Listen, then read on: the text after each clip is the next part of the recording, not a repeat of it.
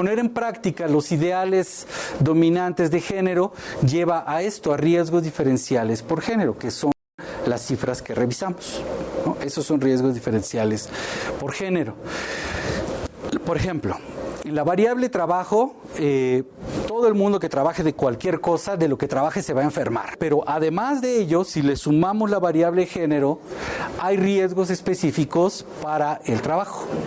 Por ejemplo, la doble o triple jornada para las mujeres, y los hombres a veces se relaciona con los accidentes también. Eso tiene que ver mucho con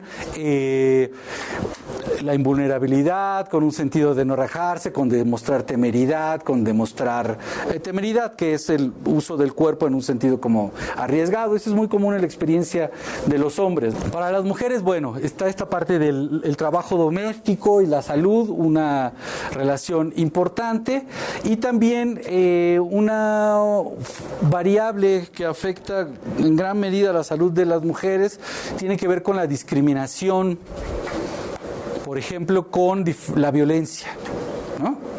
En el sentido más amplio de esa forma de discriminación, pues es la muerte, ¿no? Es como el mayor daño a la salud, pero hay muchos otros efectos y magnitudes en que puede haber afectación a la salud a partir de la violencia. Desde el estereotipo de género hay una idea de tener poder, que eso tiene que ver o equivale a dominación. En ese sentido, mucho de esta búsqueda se hace en soledad, porque si se expresa ayuda, temor o cansancio, es decir, se expresa vulnerabilidad, desde esta idea es equipararse a ser mujer, ¿no?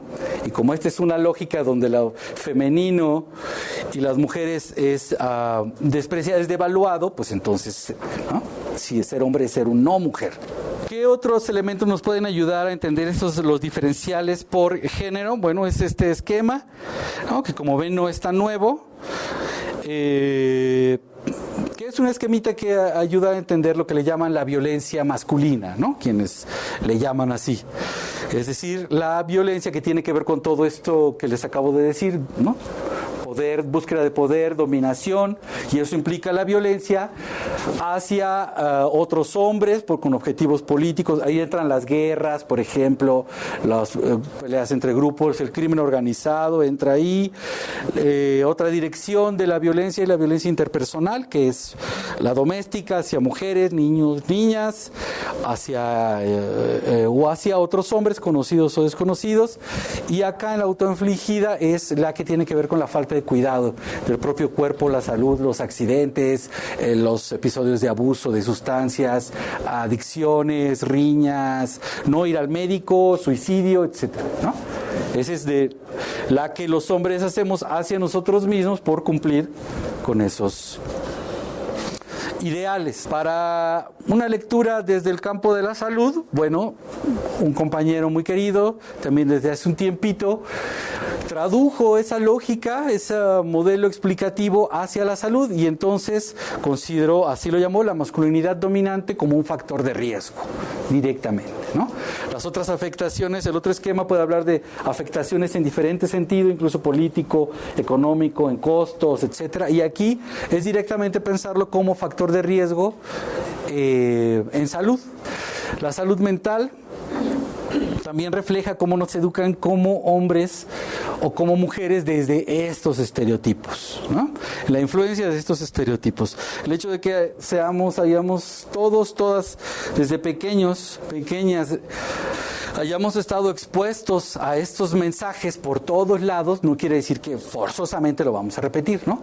Pero sí, seguramente está influenciado, y si seguramente tratamos de tener prácticas alternativas en todo este asunto que estamos tratando, pues también sentiremos la presión y la influencia de eso en nuestra vida cotidiana, porque esas siguen funcionando, ¿no? Están vigentes ahí, presionándonos. Entonces, cuando tienen efecto, por ejemplo, en los varones, pues nuestra vida emocional se vuelve muy pobre, ¿no? Desde saber qué nos pasa, desde identificarlo, nombrarlo, expresarlo, manejarlo, pues todo eso no pasaría tan fácilmente desde una como producto de una educación estereotipada, ¿no? La tasa más alta de suicidio de los hombres, bueno, tiene que ver con esa falta de lenguaje emocional, ¿no? Igual el abuso y la adicción como expresiones, como satisfactores emocionales de determinadas necesidades o ansiedades o angustias. Tardamos más tiempo en buscar ayuda ante cualquier problema físico o mental, y por lo tanto, revisando las cifras, revisando que esto es algo ampliamente compartido en las diferentes sociedades, pues podemos deducir o calcular que pues hay una alta demanda de problemas o una alta demanda para servicios de salud mental que ni siquiera que se niega y que por lo tanto no es atendida, ¿no?